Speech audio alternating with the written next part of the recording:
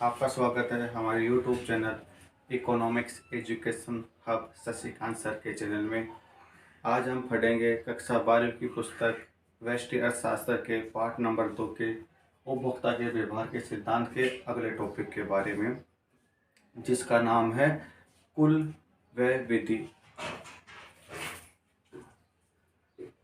कुल व्यय विधि। इससे पिछले वाले वीडियो में हमने पढ़ा है कि ज्यामितीय विधि द्वारा मांग की लोच किस प्रकार ज्ञात की जाती है। आज वाले वीडियो में हम पढ़ेंगे कि कुल व्यय विधि से हम मांग की लोच किस प्रकार ज्ञात करते हैं, या कुल व्यय विधि के अंतर्गत मांग की लोच किस प्रकार ज्ञात की जाती है, उसके बारे में हम चर्चा करेंगे। तो सबसे पहले हम ये बात करना चाहेंगे कि कुल व्यय विधि, इसका प्रतिपादन प्रोफेसर मार्शल ने किया था। कभी कभी प्रश्न ये भी पूछा जाता है कि कुल व्यय विधि, मांग की लोच ज्ञात करने की कुल व्यय विधि का प्रतिपादन किसने किया था? तो प्रोफेसर मार्शल इसका आंसर होगा कि प्रोफेसर मार्शल ने मांग की लोच ज्ञात करने की कुल व्यय विधि का प्रतिपादन किया था। तो इस विधि के अंतर्गत वस्तु की कीमत में परिवर्तन के फलस्वरूप कुल व्यय में परिवर्तन के आधार पर मांग की कीमत लोच ज्ञात की जाती है। कुल व्यय विधि के अंतर्गत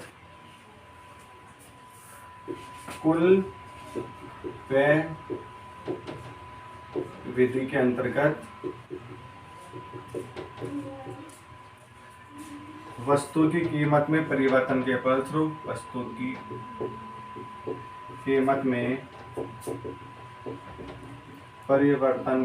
फलस्वरूप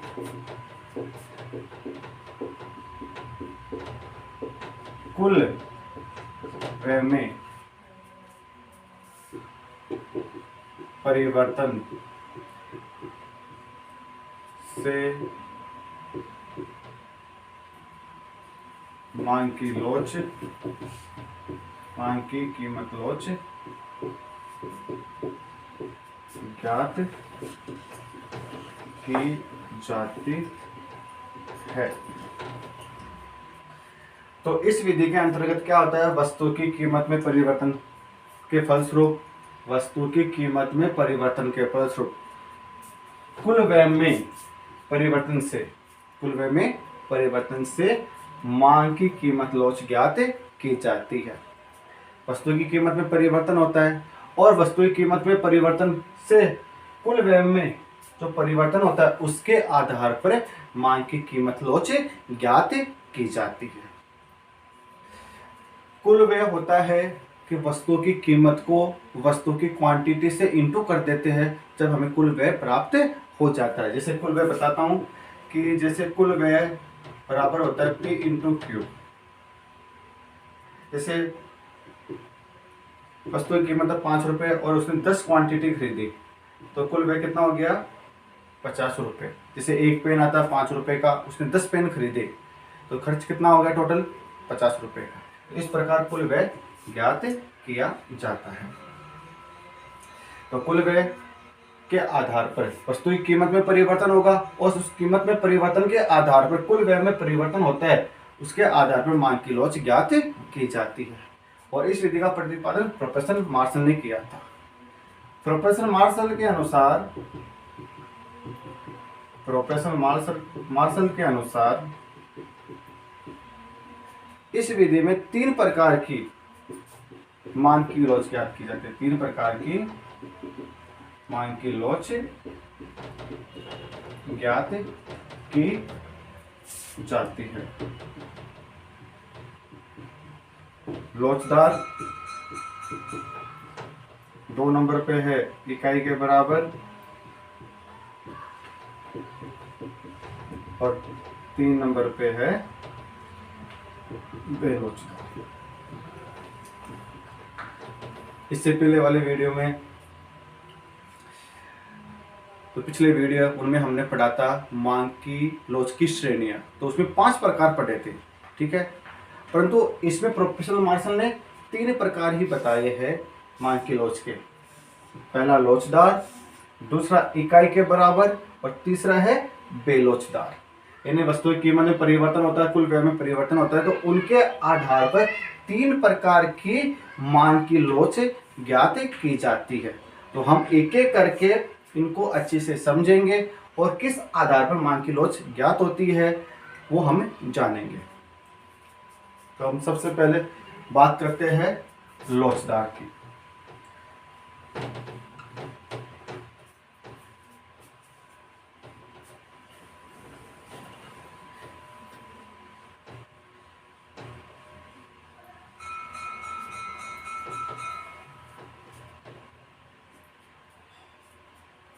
तो पहली विधि है लोचदार, यानी इकाई से अधिक। जब वस्तु की कीमत में परिवर्तन के फलस्वरूप, समझना बच्चों, जब वस्तु की कीमत में परिवर्तन के फलस्वरूप कुल व्यय में विपरीत दिशा में परिवर्तन होता है, तब मांग की लोच लोचदार होती है। यानी वस्तु की कीमत में जिस परिवर्तन होता है ना, तो कुल व्यय में उसके विपरीत दिशा में परिवर्तन होता है। तो कहने का तात्पर्य क्या, अगर वस्तु की कीमत बढ़ेगी तो कुल व्यय विपरीत यानी कम होगा, और वस्तु की कीमत कम होगी तो कुल व्यय बढ़ेगा। तो कहने का मतलब है कि कुल व्यय और वस्तु की कीमत में विपरीत दिशा में क्या होता है, परिवर्तन होता है, तब हमें मांग की लोच लोचदार प्राप्त होती है। जब वस्तु की कीमत में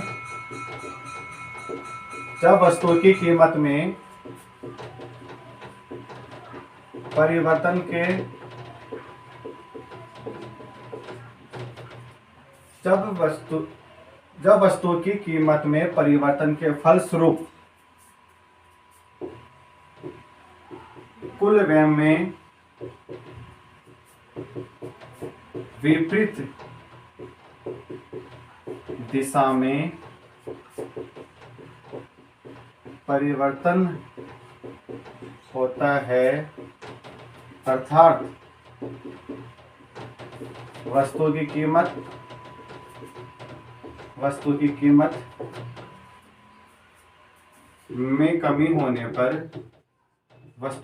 में कमी होने पर, कुल व्यय बढ़ता है तथा वस्तु की कीमत में वृद्धि होने पर कुल व्यय घटता है, तो मांग की लोच लोचदार या इकाई से अधिक होती है। बच्चों समझ में आ गया होगा कि लोचदार मांग कब होती है, जब वस्तु की कीमत में परिवर्तन के फलस्वरूप कुल व्यय में विपरीत दिशा में परिवर्तन होता है, अर्थात वस्तु की कीमत में कमी हुई तो कुल व्यय विपरीत दिशा में बढ़ता है, और वस्तु की कीमत में वृद्धि हुई तो कुल व्यय घटता है। तो मांग की लोच कैसी होती है, लोचदार यानी इकाई से अधिक। एक न्यूमेरिकल क्वेश्चन के माध्यम से जानेंगे। जैसे मान लो वस्तु की कीमत है 10 रुपए, ठीक है, और जब वस्तु की कीमत 10 रुपए है तो वो क्वांटिटी 20 खरीदता है। कितनी खरीदता है, क्वांटिटी 20, तो कुल व्यय कितना हो जाएगा, समझना आप, ये 10 रुपए कीमत है, 20 उसकी मात्रा खरीद रहा है, तो 10 इंटू 20 बराबर 200, ठीक है, ये स्थिति थी। अब कीमत घट गई, कीमत क्या हो गई, घट गई, तो कीमत घटने पर 10 से 8 हो गई, तो वो मात्रा क्या है, 20 से 30 खरीदेगा, 20 से 30 खरीदेगा। तो कुल व्यय क्या हो गया, 8 इंटू 30, 240। तो ए है मांग कैसी हो गई, लोचदार। समझ में आया बच्चों कि मैंने क्या बताया अभी डेफिनेशन में कि जब वस्तु की कीमत में परिवर्तन होता है तो कुल व्यय में उसके विपरीत दिशा में परिवर्तन होता है। विपरीत दिशा समझे, मतलब वस्तु की कीमत क्या हो गई, कम हो गई, वस्तु की कीमत क्या हो गई, कम हो गई, तो कुल व्यय क्या हुआ, 200 से 240 हुआ है, तो कुल व्यय क्या हो गया, बढ़ गया, कुल व्यय क्या हुआ, बढ़ा। तो कहने का मतलब है विपरीत दिशा में परिवर्तन हुआ, यानी वस्तु की कीमत में कमी हुई तो कुल व्यय क्या हो गया, बढ़ गया। वस्तु की कीमत में कमी है तो कुल व्यय बढ़ गया। तो यही क्या कहलाती है, मांग की लोच, लोचदार कहलाती है। समझ में आ गया, बहुत इजी है। अब हम बात करते हैं दूसरी मांग की लोच, इकाई के बराबर।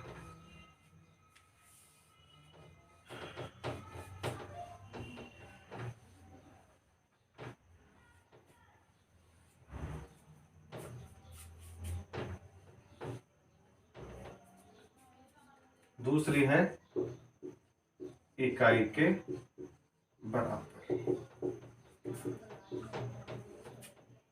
ईडी बराबर 1।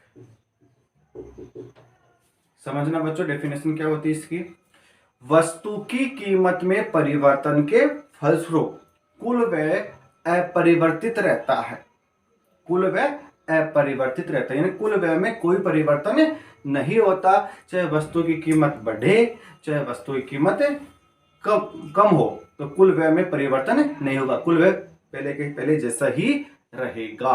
तो यह मांग की लोच क्या कहलाती है, इकाई के बराबर कहलाती है। तो जब वस्तु की कीमत में परिवर्तन होता है तो जब वस्तु की कीमत में परिवर्तन होता है तो कुल व्यय अपरिवर्तित रहता है, कुल व्यय अपरिवर्तित रहता है, यानी कुल व्यय में कोई परिवर्तन नहीं होता। अर्थात वस्तु की कीमत घटने या बढ़ने पर कुल व्यय में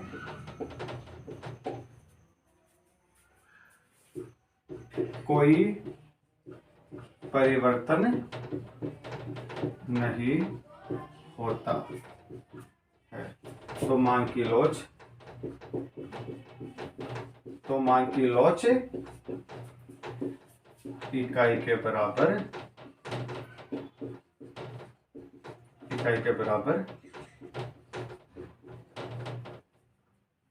होती है।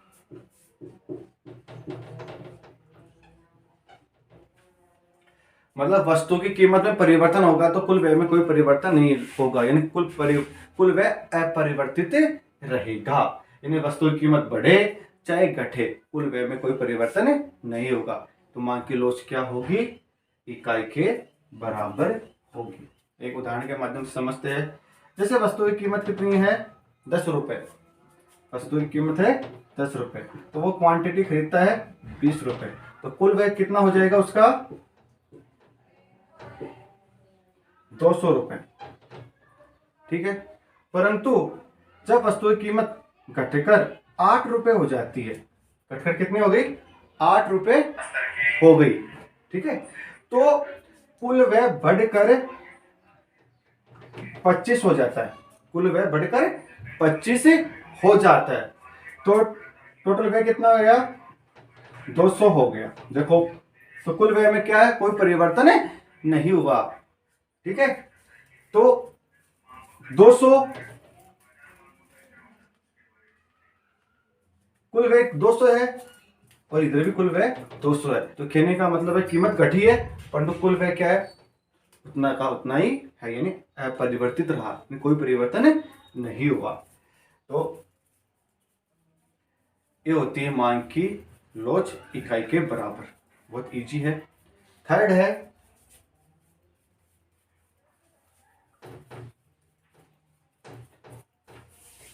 बेलोचदार।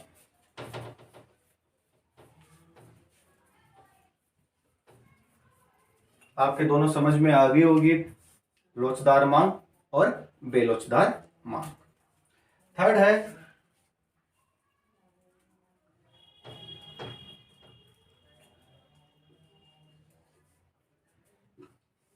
बेलोचदार।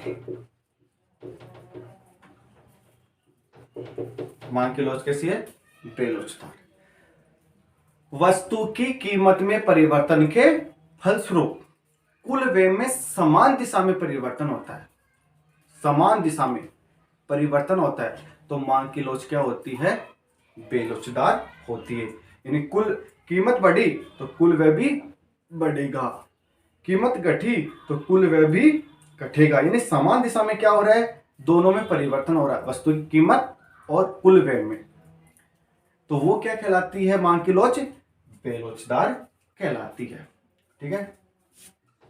वस्तु की कीमत में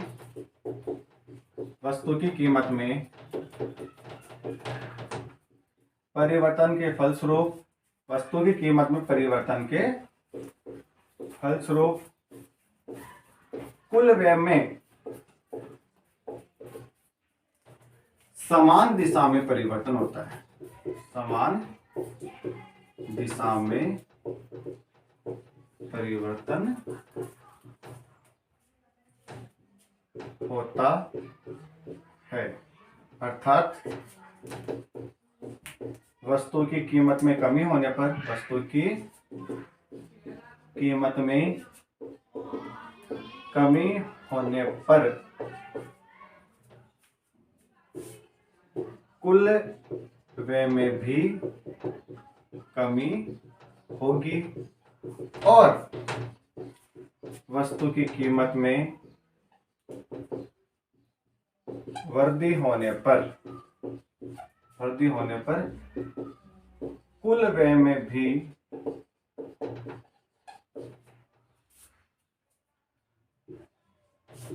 वृद्धि होगी। समझ में आया कि वस्तु की कीमत में परिवर्तन कुल व्यय के परिवर्तन में समान दिशा में परिवर्तन होता है। वस्तु की कीमत में परिवर्तन के फलस्वरूप कुल व्यय में समान दिशा में परिवर्तन होता है। कुल व्यय में समान दिशा में परिवर्तन होता है। अर्थात वस्तु की कीमत में कमी हुई तो कुल व्यय में भी कमी होगी और वस्तु की कीमत में वृद्धि हुई तो कुल व्यय में भी वृद्धि हुई। तो ये लोच कैसी कहलाएगी? बेलोचदार कहलाएगी। तो मेरे हिसाब से तीनों के तीनों लोच एकदम इजी है, लोचदार, इकाई के बराबर और बेलोचदार। अब हम इसका उदाहरण की बात करते हैं। जैसे मान लो वस्तु की कीमत है 10 रुपए और क्वांटिटी खरीदता है वो 20 रुपए, तो कुल व्यय कितना हो गया? 200 रुपए। अगर मान लो वस्तु की कीमत क्या हो गई? घट गई। जैसे मान लो 8 से 8 रुपए हो गए तो कुल व्यय क्या होगा? बढ़ जाएगा। तो उसने क्या किया? 23। ठीक है। तो कुल व्यय कितना हो जाएगा? 8 इंटू 23। तो 8 को 23 से गुना करेंगे तो 23 से 6 गुना करेंगे तो 184 हो जाएंगे। तो देखो वस्तु की कीमत में कमी हो गई तो कुल व्यय में भी क्या हो गई? कमी हो गई। ठीक है। यानी समान दिशा में अगर वस्तु की कीमत बढ़ जाती है तो कुल व्यय भी क्या हो जाएगा? बढ़ जाएगा। तो कहने का मतलब है समान दिशा में क्या होता है? परिवर्तन होता है। यानी वस्तु की कीमत घटेगी तो कुल व्यय भी घटेगा और वस्तु की कीमत बढ़ने पर कुल व्यय भी बढ़ेगा।